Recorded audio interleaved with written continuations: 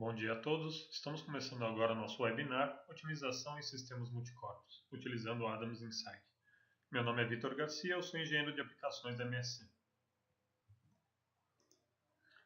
No webinar de hoje, começaremos com uma breve explicação a respeito do que é o Adams, algumas vantagens das simulações de sistemas mecânicos, como funcionam as otimizações no Adams, o que é o Adams Insight e por onde os usuários podem começar a fazer as otimizações.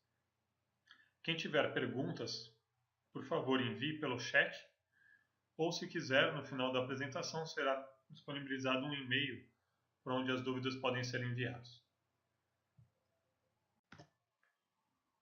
Bom, a gente vai começar por o que é o Adams. Alguns termos são normalmente utilizados, os principais são MBS, MDD, MBD e MSS. Eles vêm do inglês de Multibody Dynamics e Mechanical System Simulation, que em português significa dinâmica multicorpos ou simulação de sistemas mecânicos. A avaliação de sistemas mecânicos permite a avaliação de componentes rígidos ou flexíveis, conexões que podem ser ideais ou flexíveis e podem ou não conter atrito. A principal função dessas simulações é fazer a avaliação das interações entre os componentes e os esforços que ocorrem neles. Além disso, a gente pode avaliar também a movimentação de cada um desses componentes e qual o espaço que eles ocupam dentro do sistema quando eles passam por essa movimentação. Uma das principais características da simulação de sistemas mecânicos é que ela é altamente não linear. Isso quer dizer, você pode ter componentes com grandes deslocamentos, grandes rotações, uma movimentação que gere contato entre componentes que eventualmente não iniciaram a simulação em contato, que são situações que a gente vê nesses principais exemplos que a gente tem à direita. Outra característica importante da simulação de sistemas mecânicos é que ela permite a avaliação de eventos de longa duração. Esses eventos podem ser avaliados no domínio do tempo ou no domínio da frequência. Quando a gente fala de eventos de longa duração aqui, a gente está tratando de eventos que podem ser de alguns minutos até 2 ou 3 minutos. Isso é considerado longa duração, porque as simulações de elementos finitos geralmente se restringem a uma simulação, quando são avaliadas no domínio do tempo, de eventos que ocorrem em alguns poucos segundos, devido à necessidade computacional dessas análises ser muito maior do que a de simulação de sistemas mecânicos. Além disso, essa simulação permite múltiplos eventos sequenciais, como a gente pode ver no primeiro quadro à esquerda. A gente vê nesse caso a movimentação do percussor atingindo o cartucho, que dispara o projétil à frente, e em seguida o cartucho é extraído da arma e o sistema de recarregamento aciona o ciclo novamente. Essas simulações podem ser cinemáticas ou dinâmicas. Simulações cinemáticas são simulações que têm 0 graus de liberdade. Isso quer dizer que todos os movimentos são ou conhecidos ou são vinculados entre si. Essas simulações geralmente são úteis para quando você quer conhecer diferentes posições geométricas da configuração inicial, ou quando você quer ver a movimentação de um componente ou de uma série de componentes de um sistema e procurar por alguma colisão entre eles, ou determinar qual é o espaço que precisa estar livre entre eles para ter uma movimentação segura. Já as simulações dinâmicas têm no mínimo 1 grau de liberdade livre.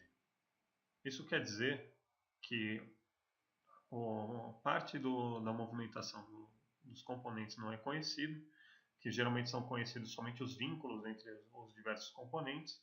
Algumas movimentações são impostas, como a gente pode ver, por exemplo, nesse sistema de teste de um veículo, que é essa segunda imagem na coluna da esquerda. O deslocamento de cada roda é conhecido porque é aplicado através de atuadores externos, mas a movimentação que o veículo vai sofrer devido a esses deslocamentos não é conhecida. Isso porque as molas são deformáveis e os amortecedores permitem ter um comportamento dinâmico também. Então, esse tipo de simulação não pode ser resolvido através de uma simulação cinemática e se compreende aí no domínio das simulações dinâmicas. Para ilustrar a diferença entre as simulações cinemáticas e dinâmicas, eu vou utilizar os exemplos que estão à direita. A primeira simulação que a gente vê na primeira coluna da esquerda, no topo, é o sistema de recarregamento de uma arma. Como a gente tem alguns componentes aí que são livres, que fazem tanto o recarregamento, a gente vê até uma mola aí sendo claramente deformada, essa simulação necessariamente teria que ser realizada dinamicamente. Além disso, a gente vê também que o cartucho aparentemente está livre quando ele sai do estojo e entra na arma. O que mantém ele na posição é o contato dele entre os componentes que estão cercando ele. Isso também é uma característica que gera liberdade no sistema, então obrigatoriamente é uma simulação que é feita dinamicamente. Abaixo, como eu acabei de citar, também a simulação desse sistema dinâmico de teste de veículo, também é uma simulação dinâmica. No topo superior direito, a gente tem a simulação de diferencial. A princípio, um diferencial também poderia ser simulado apenas cinematicamente. Isso se você tivesse, por exemplo, o objetivo de avaliar o comportamento do sistema e não sem avaliar muito no detalhe o funcionamento do diferencial, ou se você quisesse simplesmente entender as movimentações dele. Como a gente está vendo contatos, essa simulação também muitas vezes pode existir folgas entre cada uma dessas engrenagens. Essas folgas também vão gerar graus de liberdade livres no sistema e, portanto, são simulações também dinâmicas. Abaixo do diferencial, a gente tem um sistema de suspensão em direção de um veículo.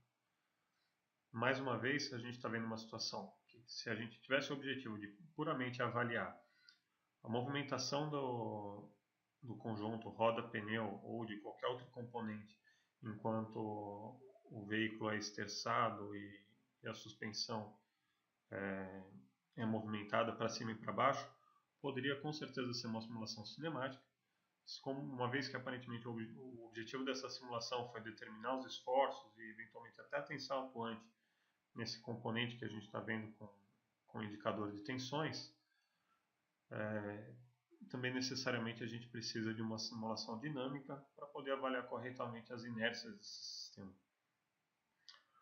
Abaixo desse sistema a gente tem duas máquinas de lavar, elas não estão tão claramente identificáveis para quem não estiver habituado a ver elas sem a carenagem. Também uma simulação que é necessariamente dinâmica, porque o esforço que é gerado pelo giro do carregamento que ela tem interno gera movimentação do conjunto principal dela que é sustentado por alguns componentes flexíveis. Então o deslocamento não pode ser conhecido antes da análise também, e a existência de componentes flexíveis gera também alguns graus de liberdade para cada um desses componentes, dependendo da maneira que o sistema foi modelado, fazendo com que essa simulação também seja normalmente realizada dinamicamente. Quais são as vantagens das simulações de sistemas mecânicos?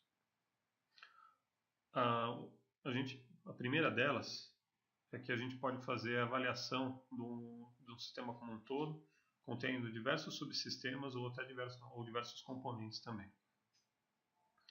A gente sabe que a maior parte dos problemas que a gente vê no dia a dia não vem da falha de um componente específico, mas sim da interação entre diversos componentes ou da falha do comportamento de diferentes componentes e da maneira que eles estão interagindo. Então, isso te permite detectar falhas que você não conseguiria avaliando cada um dos subsistemas isoladamente ou cada um dos componentes isoladamente. Além disso, essa metodologia permite uma determinação mais fácil dos carregamentos, principalmente os carregamentos dinâmicos, que são mais difíceis de se determinar e são mais imprevisíveis do que os carregamentos estáticos, quando a gente está olhando do ponto de vista de um componente isolado.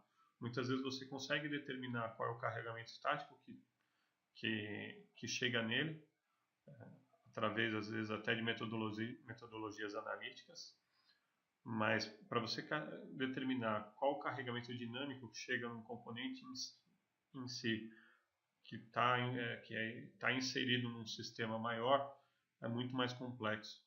Utilizando a simulação de sistemas mecânicos, uma vez que todo o sistema está modelado, a determinação desses carregamentos que chegam em cada um dos componentes é muito mais fácil e ela pode ser utilizada para simulações posteriores de elementos finitos.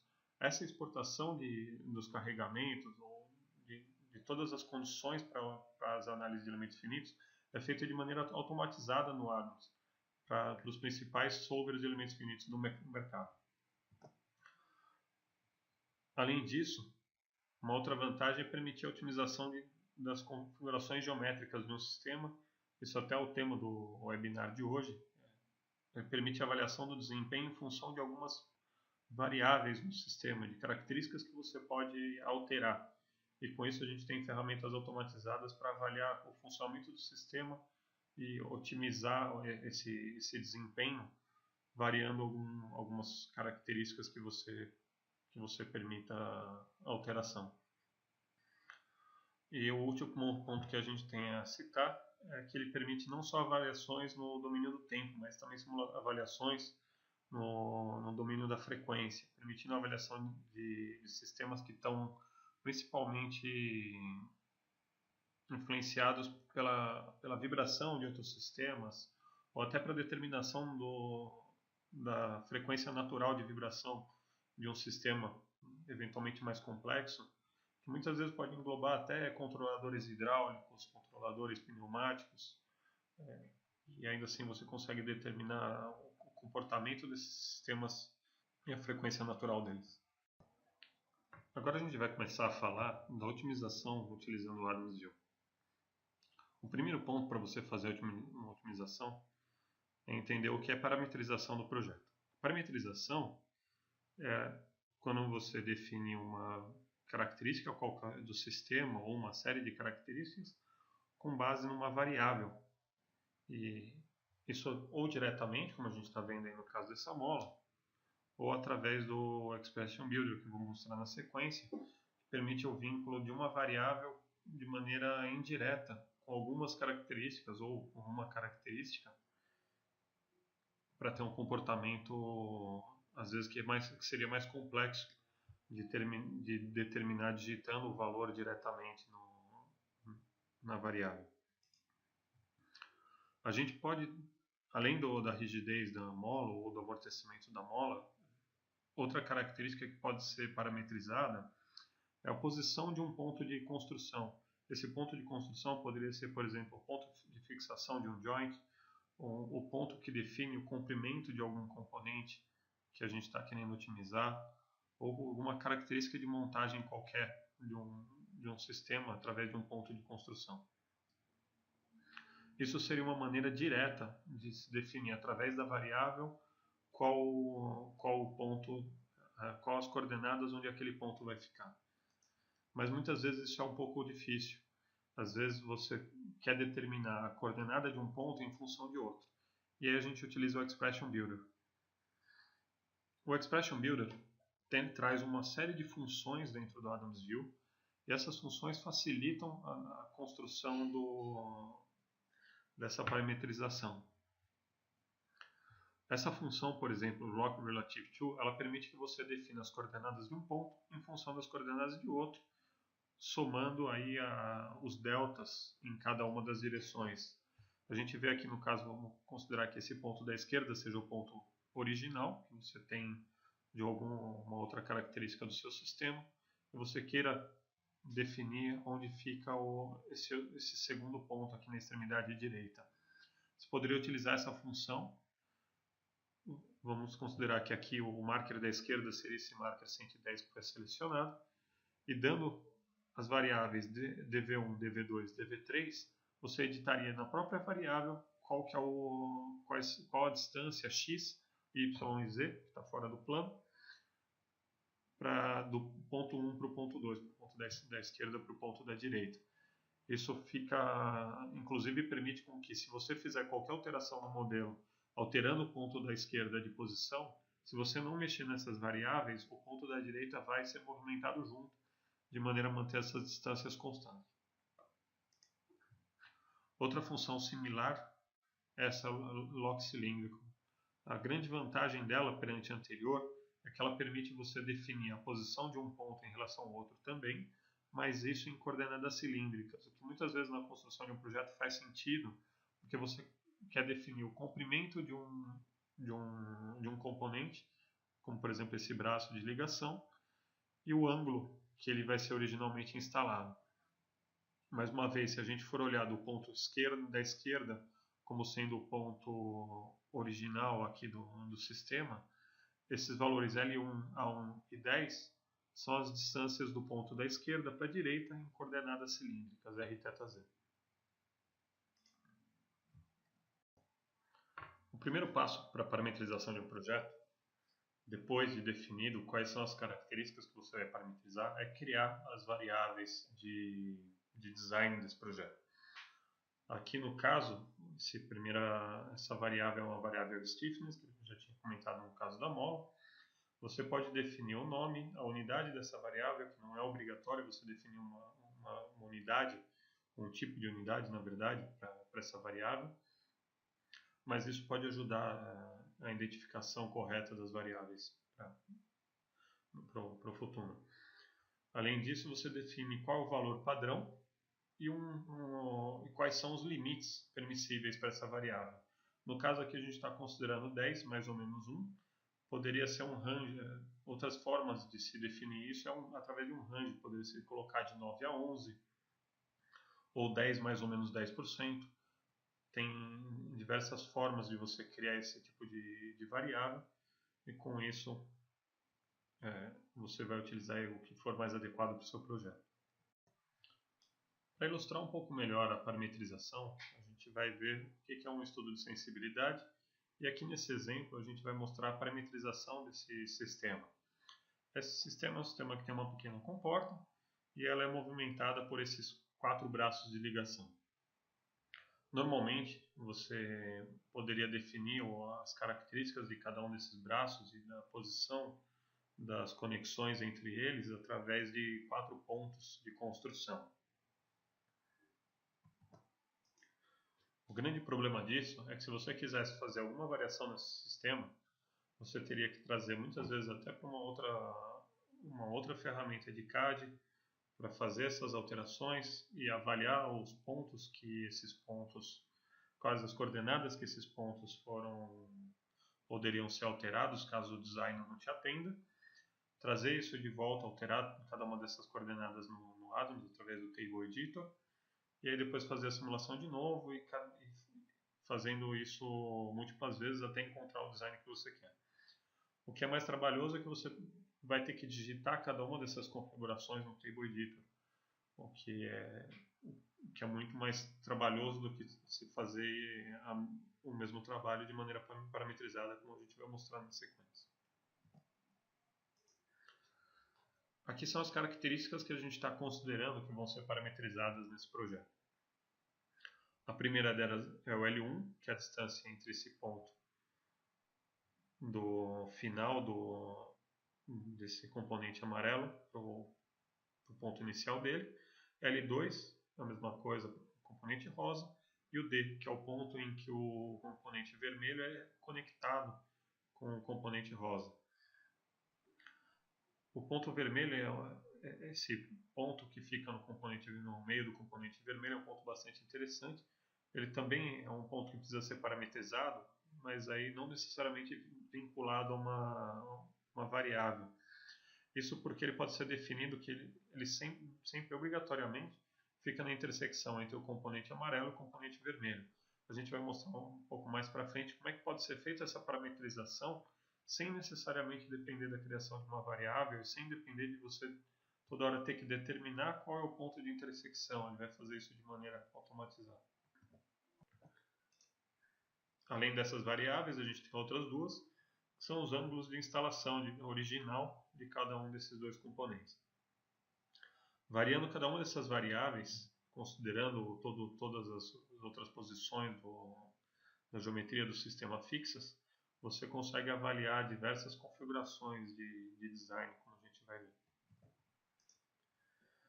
Aqui o que a gente está vendo é o Table Editor. A diferença é que ao invés de a gente ver agora as coordenadas, como a gente tinha no começo do slide, a gente tem funções definindo cada uma das posições de cada um desses pontos.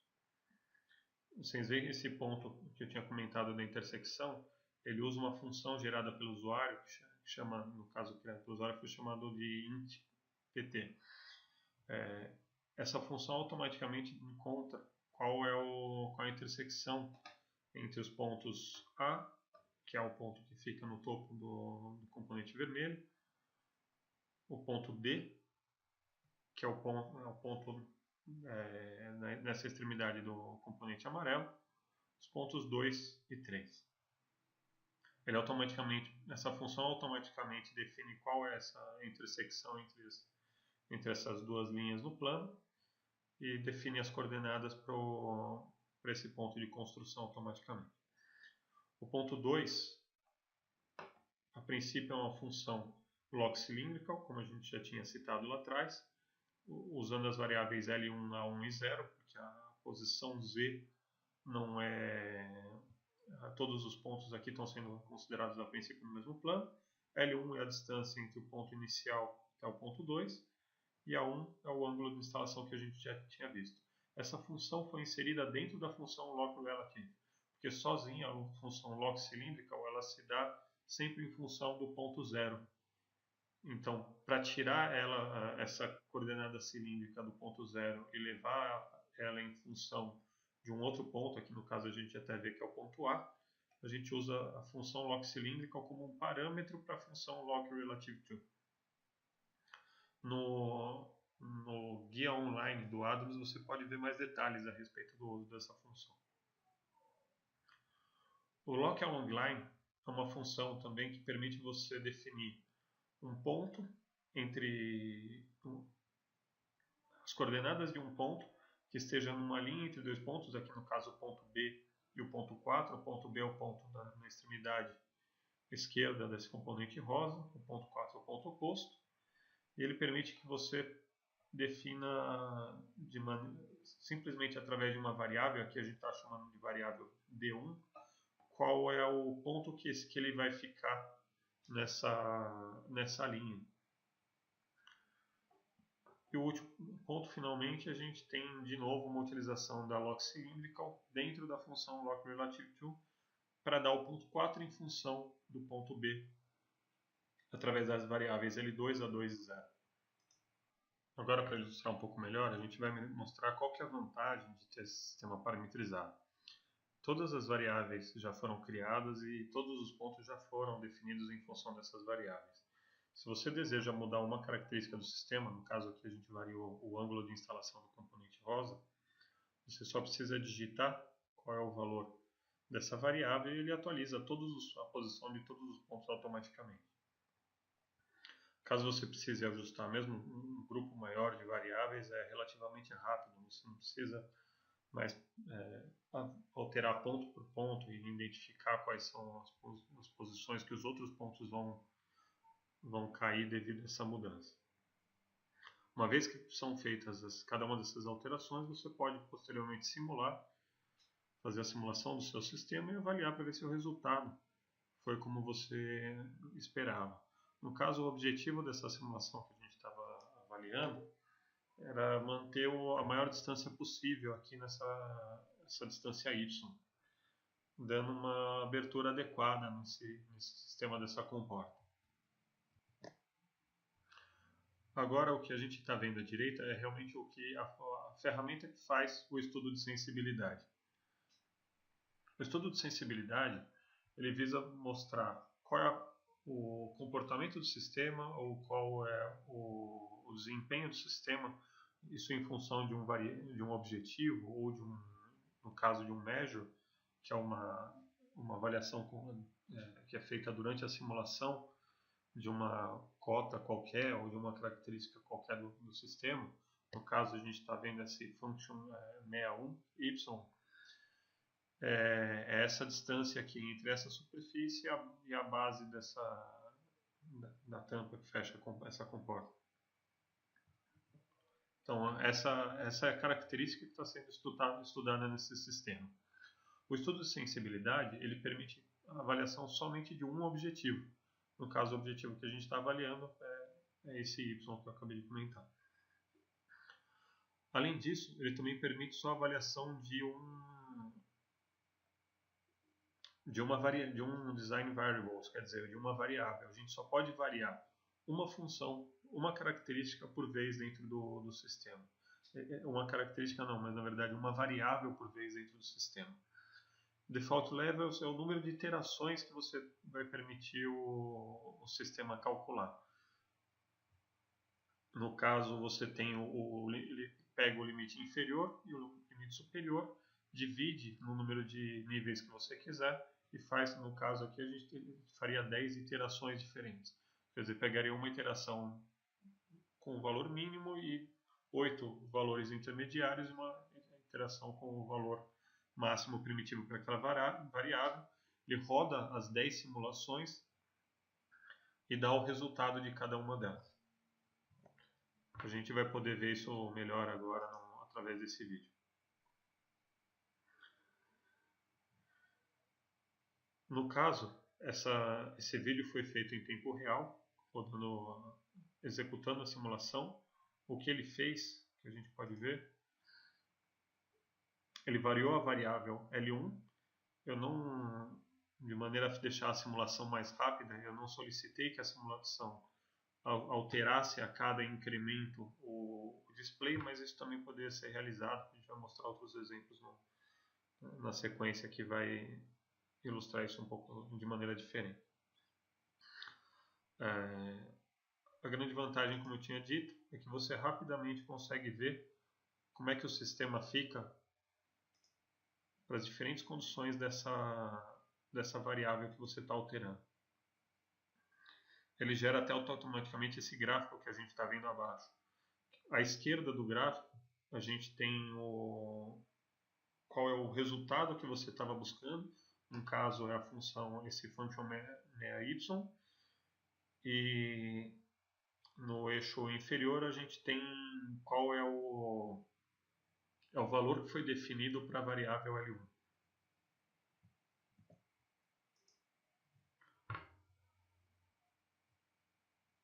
Outra característica interessante do estudo de sensibilidade, ele permite você gravar automaticamente o resultado de cada uma das simulações, permitindo uma avaliação rápida. Você consegue visualizar rapidamente qual a influência da variação dessa característica L1, por exemplo, no sistema como um todo. A ferramenta para se fazer esse estudo de sensibilidade é encontrada nessa região Design Evaluation do tab Design Exploration, através desse ícone que está indicado. Você seleciona a opção Design Study, seleciona qual tipo de simulação que você quer rodar. Você precisa já ter rodado a simulação que você quer avaliar. Define se você quer maximizar ou minimizar o seu objetivo. No caso, a gente queria maximizar o espaço. Define qual é a variável que está sendo avaliada e quantos níveis diferentes você quer avaliar. Uma função interessante nessa ferramenta, clicando nesse ícone que está indicado, você consegue gerar uma tabela com o valor que foi encontrado em cada uma dessas simulações, no caso dessas 5 simulações. Então ele indica aqui em O1 qual que é o resultado que ele teve para a função objetivo que você definiu. No caso, a gente tinha aquela cota y. E à direita a gente tem o valor da variável durante o estudo. Aqui no caso foi um outro estudo que foi realizado, variando a variável A2. Então a gente consegue ver qual que é o menor valor da função objetivo para cada uma dessas iterações que você tem variando a variável A2. Uma vez que você vê esses resultados, o que você pode fazer é selecionar uma dessas iterações, que ele chama de trial, escolher o resultado que mais te agrada e definir, atualizar ele para a variável do sistema. Então, uma vez que você avaliou cada uma das condições, você escolhe qual é o resultado mais adequado. No caso, a gente está escolhendo diretamente através do objetivo, que deu esse resultado de menos 9,41, e selecionamos ele para ser atualizado para o sistema. Isso faz com que a variável tenha o seu valor atualizado, o valor default dela atualizado, para que você possa depois fazer outras alterações que você quiser no seu sistema. Para ilustrar um pouco melhor, a gente preparou um vídeo demonstrando o Design Study, que é o que a gente está chamando de estudo de sensibilidade. Nele a gente acabou de selecionar uma função, a função mea-y, e está definindo qual o momento que essa função vai ser avaliada para se definir se o resultado está adequado ou não. No caso, a gente decidiu avaliar a função no final da análise. Então, no final da análise, ele vai avaliar qual a distância entre os dois pontos que eu tinha comentado e vai definir isso como resultado para o objetivo. A variável que a gente está estudando é a variável L1 e foram considerados 5 diferentes níveis para essa variável. Agora a gente está utilizando aquela ferramenta que eu tinha comentado para se avaliar o resultado da simulação. Com isso a gente consegue ver qual o resultado na função objetivo para cada um dos diferentes níveis da variável que foi imposta. No caso, segundo o ícone que foi selecionado, ele permitiu você definir que o trial 1 seria selecionado como default para essa variável. Então foi a condição que foi encontrada mais adequada para o sistema. E agora foi feita a mesma coisa com a variável L2. A gente vai avaliar de novo quais são os resultados dela. Essa coluna O1 é a coluna que mostra os resultados dessa distância entre os dois componentes que a gente tinha comentado. L2 é o valor. Foi selecionado agora o trial 3 como default para a nova variável L2 e o sistema já foi atualizado. Você poderia fazer isso com cada uma das 5 variáveis que existem nesse sistema até encontrar a condição ótima para essa característica que você está estudando. A grande dificuldade disso é que ainda exige bastante avaliação do engenheiro, exige a manipulação desse resultado a cada interação, e fora isso, a cada alteração de uma variável, isso pode gerar uma influência em qual seria a condição ótima para as variáveis que já foram estudadas anteriormente. Então seria um processo que deveria ser feito de maneira cíclica. Depois de avaliar a última variável, no caso seria D1, você deveria voltar e avaliar L1 novamente, até isso sucessivamente, até encontrar uma condição que fosse considerada satisfatória. Então isso pode ser um número muito grande de iterações e acaba sendo mais vantajoso se utilizar essa ferramenta para quando você quer variar somente uma variável, você está querendo estudar somente uma variável. A partir da hora que existem duas ou mais variáveis, o estudo de sensibilidade não é mais o recomendado. O mais recomendado é a utilização da ferramenta de otimização.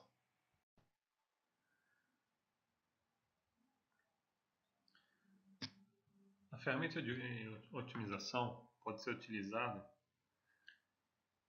quando você tem diversas variáveis que podem ser alteradas, quando existe um objetivo a ser otimizado. No caso, o objetivo dessa simulação, diferente da simulação anterior, onde a gente tinha uma cota y a ser otimizada, o objetivo aqui é otimizar a quantidade de massa no componente, o que obviamente pode indicar uma otimização buscando uma redução de custo desse componente.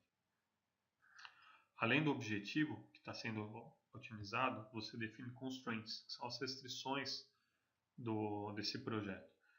O y, que antes era utilizado como objetivo, aqui é uma restrição. a gente define que o y durante toda a simulação não pode ser menor do que zero. Se ele for menor que zero em qualquer momento, isso significa que a tampa teve uma colisão com esse componente em azul. Essa cota x, no final da simulação, nosso objetivo é que ela seja maior do que 50, com o objetivo de que exista espaço suficiente para retirar esse componente em azul. E o ângulo A, que aqui no caso até é negativo, no final da simulação tem que ser maior do que 50 graus. Isso com o objetivo de permitir o acesso que esse sistema deveria permitir. O primeiro passo é criar cada um dos constraints. Os constraints são criados com base nos measures. A única característica que você precisa definir é quando que o constraint é avaliado. Se ele é avaliado no final da simulação, se é uma média durante a simulação, se você pretende de repente avaliar uma característica como o esforço ou um torque, um componente.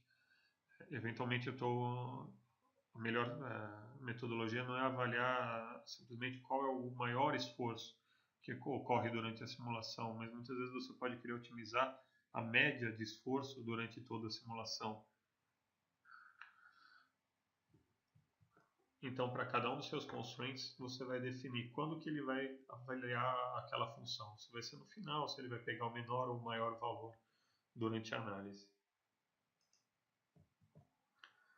Essa é a ferramenta de avaliação de design.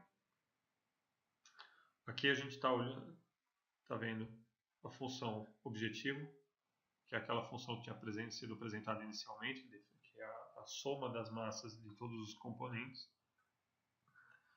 As variáveis que podem ser alteradas no sistema foram as variáveis que a gente já mostrou no exemplo anterior de L1, A1, L2, A2 e D1.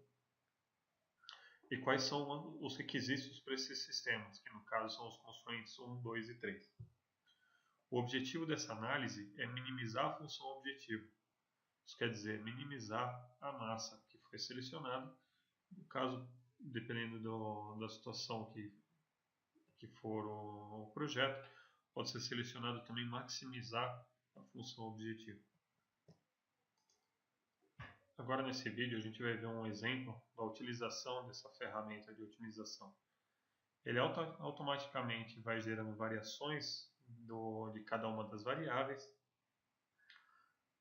e eu avaliando o resultado tanto da função objetivo como cada um dos constraints. Aqui a gente pode ver que nas iterações iniciais as funções objetivos tinham um erro maior do que zero. Esse valor que a gente vê aqui não é o valor exatamente do constraint, mas o valor do erro que está sendo encontrado no constraint, o quanto ele está fora da especificação que foi determinada. Já na função objetiva é de fato a própria o valor dela. Então, você vê que nas primeiras interações todas as funções, todos os constraints estavam sendo violados, porque eles tinham valores maior do que zero, então eles tinham um erro maior do que zero.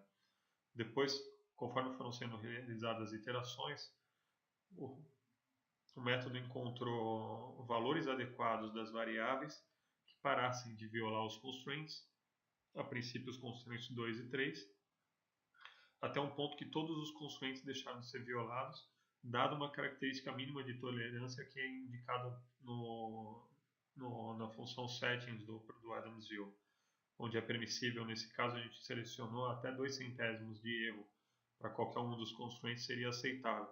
E por isso que ele considerou cada uma desses resultados que são positivos, que é 8 ou em torno de 9 milésimos e um centésimo, quase um centésimo e meio no constraint 2. Apesar de existir um erro ainda positivo, a função ainda não tem encontrado um resultado dentro do especificado, como está dentro da tolerância que foi indicado para essa simulação, ele considerou que a simulação atendeu o especificado na condição mínima de massa que ele conseguiu manter nesse sistema. Para ilustrar, agora a gente vai ver a utilização dessa ferramenta de otimização.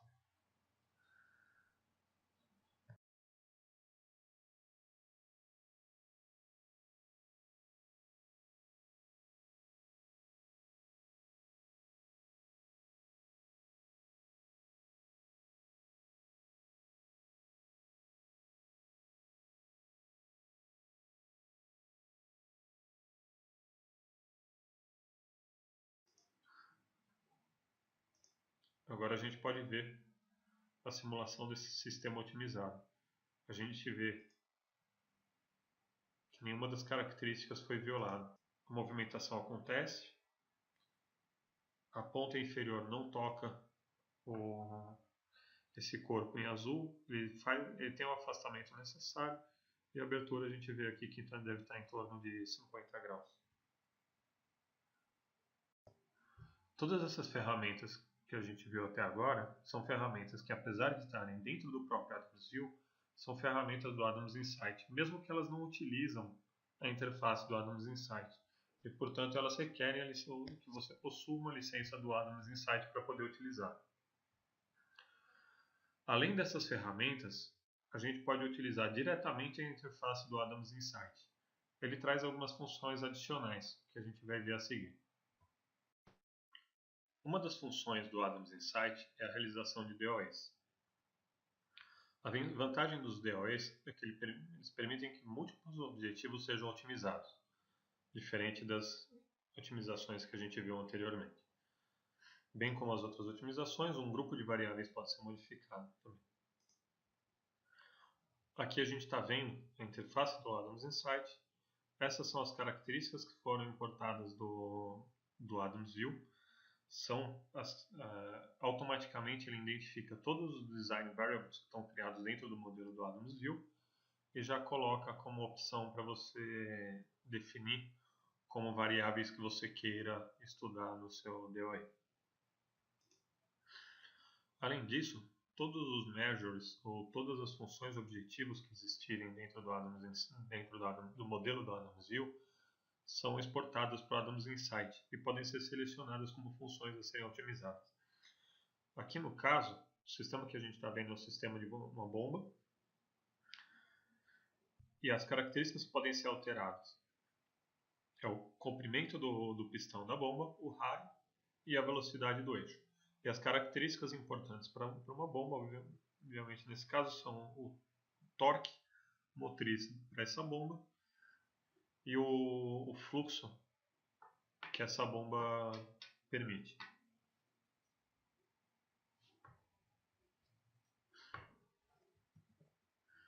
Uma vez selecionado quais são as variáveis que podem ser alteradas e quais são os objetivos que vão ser avaliados, você define qual é o tipo de estudo que vai ser feito. O Study Sweep é exatamente o mesmo estudo que a gente viu no Adams View, que é chamado de Design Study. E existem, além deles, dois tipos de DOE e mais outros dois tipos de estudo de variação. No caso, a gente vai focar principalmente nos estudos de DOE. Uma vez selecionado um dos tipos de DOE, você consegue definir também para as características, de uma maneira geral, qual o modelo de interpolação que vai ser utilizado, se é cúbico, quadrático, pelo número de interações ou linear.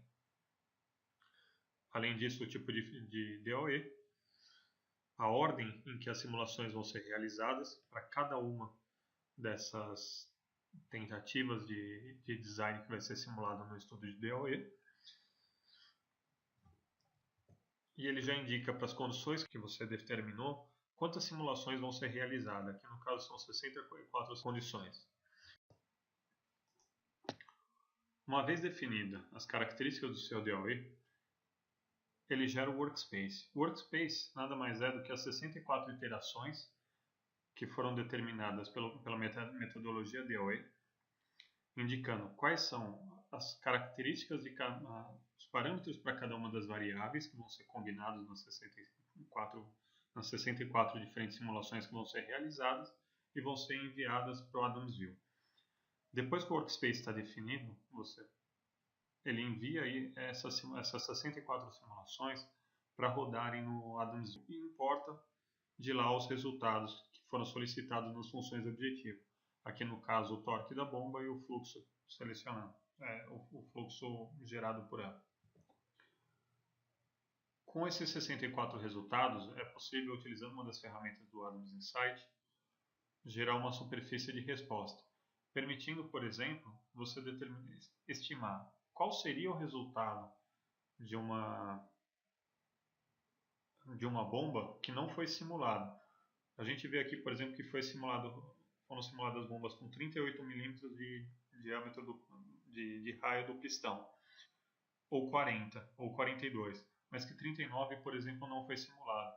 Se você precisasse estimar qual era o valor para 39 ou 38,5, utilizando essa superfície de resposta que é gerada automaticamente, você consegue estimar essas características para cada uma delas, não só para o raio, mas para o comprimento e velocidade do eixo. Você pode estimar condições diferentes da 64 e a metodologia DOE vai gerar uma estimativa de qual seria o resultado do desempenho da bomba para essa condição que você selecionou. Para garantir a qualidade dessa superfície de resposta, ele tem uma ferramenta automática para avaliação da qualidade da superfície de resposta em função do resultado dessas 64 simulações. Nesse caso, como a gente pode ver aqui indicado em vermelho, o erro residual para o torque da bomba está sendo indicado como excessivo. E, portanto, essa superfície de resposta não pode ser utilizada como está. Para corrigir isso, a gente consegue alterar qual a ordem utilizada para essa função, no caso do torque. Se a gente altera de cúbico para linear e avalia novamente, os residuais foram para um valor considerado aceitável, podendo então utilizar essa superfície de resposta para estimar condições intermediárias, como foi citado. Uma vez ajustada a superfície de resposta, a gente pode fazer a otimização utilizando esse DOE que foi realizado.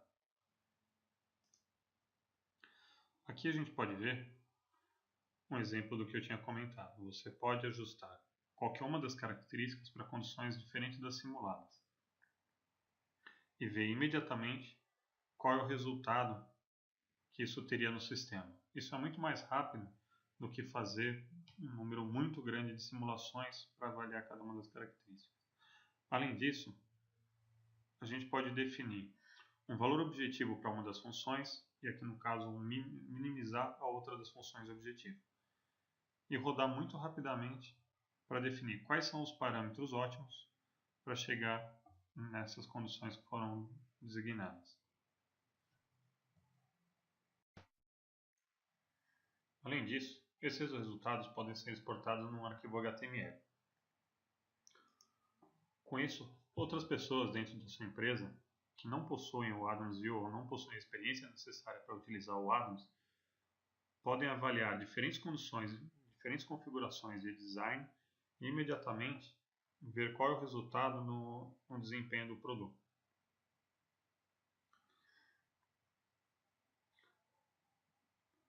Caso a pessoa tente utilizar um parâmetro diferente do que é permitido para o range que você definiu, automaticamente o sistema vai dar uma mensagem de erro e não vai permitir o cálculo utilizando esse parâmetro. Nesse caso, essas três variáveis podem ser alteradas, novamente atualizando os resultados que a gente já havia visto de torque e de fluxo de saída dessa bomba, mesmo sem a utilização mesmo do Adams Insight ou ainda do Adams View, de maneira rápida e que pode ser permitindo a colaboração entre diferentes pessoas na equipe.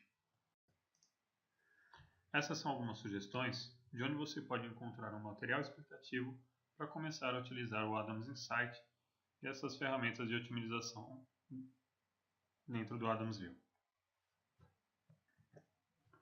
Para ver como criar variáveis de design ou design variables, você precisa abrir o manual online do Adams, ir na opção Getting Started with Adams using Adams View, Improving your Design e Creating Design Variables.